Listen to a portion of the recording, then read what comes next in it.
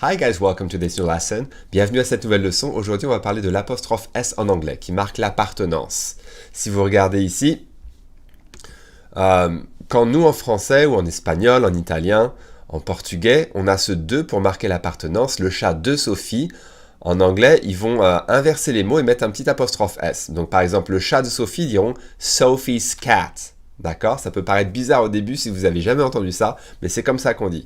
Le chat de Sophie, ça va être Sophie's cat. On inverse les deux noms et on met un apostrophe S. D'accord? Les amis du voisin, ça sera the neighbor's friends. D'accord? Les amis, ça reste au pluriel, on met le S. Le voisin est singulier, il n'y a pas de S, mais on met l'apostrophe après. The neighbor's friends, les amis du voisin. D'accord? Donc Sophie's cat, the neighbor's friends. D'accord? Autre exemple, c'est le livre du prof. This is the teacher's book. This is the teacher's book. Répétez après moi. This is the teacher's book. Pour dire je suis à la page 100, on dirait I'm on page 100. I'm on page 100. I'm on page 100. D'accord? Ensuite, c'est le portable de la femme. It is the woman's cell phone. J'aurais pu faire la contraction et dire It's the woman's cell phone. It's the woman's cell phone. C'est le portable de la femme. It's the woman's cell phone. It's for you. C'est pour toi. It's for. Souvenez-vous bien comment on prononce for. On peut dire for, it's for you, mais quand on le dit vite, on va dire it's for you. It's for. It's for you. John est sur la ligne 1 ou 1. John is on line 1. John is on line 1. D'accord? John is on line 1. Ne quitte pas ou ne quittez pas, avec deux T bien sûr, c'est hold on. Hold on. Et souvenez-vous, on a vu qu'on peut dire hang on. C'est plus informel, mais j'aime bien hold on, c'est ce qu'on dit principalement. Hold on. C'est le casier de David. Souvenez-vous, aux États-Unis, ils ont des casiers parce qu'ils changent de salle de classe toutes les heures. Chacun choisit les cours qu'il va prendre. Donc, ils ont des casiers, ils mettent toutes leurs affaires dedans. Ça s'appelle locker. It's a locker. C'est le casier de David. This is David's locker. This is David's locker. D'accord? J'ai étude maintenant. Étude, on dit study hall aux États-Unis. Ça s'appelle study hall. I have study hall now. J'ai étude maintenant. First period doesn't count. Souvenez-vous, aux États-Unis, la manière dont on fonctionne, ils parlent de périodes. Ils ont 6 ou 7 périodes dans une journée. 6 généralement, je pense. Parfois, ils en ont 7. Mais dans certaines écoles, ils ont toute une période entière, c'est très long, je trouve, c'est excessif, qui s'appelle homeroom. D'accord? Homeroom. Et ils viennent première heure de la journée, ils font l'appel, est-ce que tout le monde est là? Et il y a les annonces. Oh, n'oubliez pas, vendredi, il y a un match de foot, venez. Il y aura une sortie de classe, machin. N'oubliez pas de rentrer votre your permission slip, votre feuille d'autorisation. Voilà. Mais donc, ils appellent ça des périodes. Donc, ils diront, qu'est-ce que tu as en première période? Qu'est-ce que tu as comme cours en deuxième période? Donc, first period, second period, third period. D'accord? Donc, la première période ne compte pas, j'ai homeroom. Donc, il y en a qui vont dire, oh, ça compte pas, j'ai homeroom. Et dans certaines écoles, ils vous font de la pub pour des trucs, genre McDonald's. Il y a eu pas mal de controverses là-dessus. Donc voilà, first period doesn't count. I have a homeroom. La première période ne compte pas, la première heure ne compte pas. J'ai homeroom. Donc, homeroom, c'est cette heure bâtarde en début de journée où on ne fait rien vraiment. C'est ça.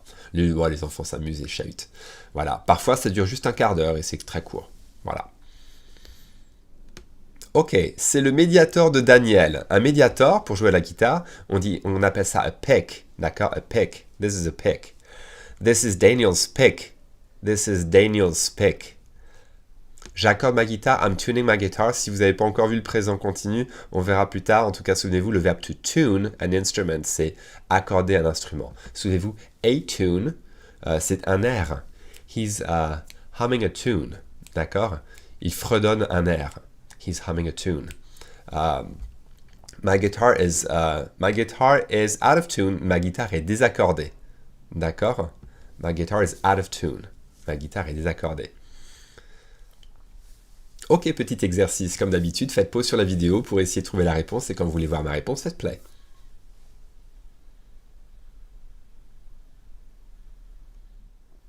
C'est le livre du prof. This is the teacher's book. This is the teacher's book. This is the teacher's book. D'accord? On inverse les noms. Prof passe en premier avec l'apostrophe S et après le livre passe derrière. This is the teacher's book.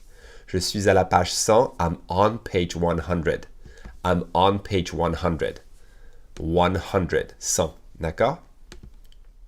C'est le portable de la femme, comment vous diriez ça? Et ne quitte pas.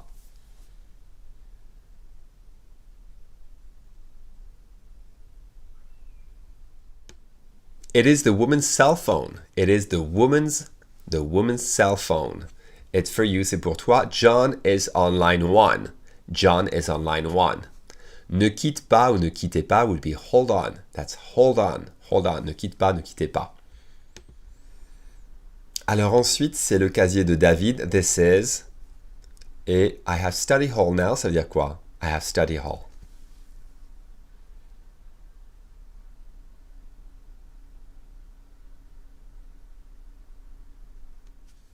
This is David's locker. D'accord? This is called a locker. Ça s'appelle un locker, un casier. This is David's locker. I have study hall now. J'ai étude maintenant. Study hall, c'est étude. First period doesn't count. I have homeroom. Hein, on a parlé déjà de homeroom. D'accord. Ensuite. Alors, c'est le médiateur de Daniel. Comment vous diriez ça? This is. Et comment on dit le verbe accorder? Je ne vous demande pas de conjuguer parce qu'on n'a peut-être pas vu ce temps encore, d'accord? Mais le verbe accorder, comment on dit? Par exemple, j'accorde ma guitare tous les 2 jours. On ne sait pas tous les jours. Every other day. Ou alors, comment on dirait ma guitare est désaccordée?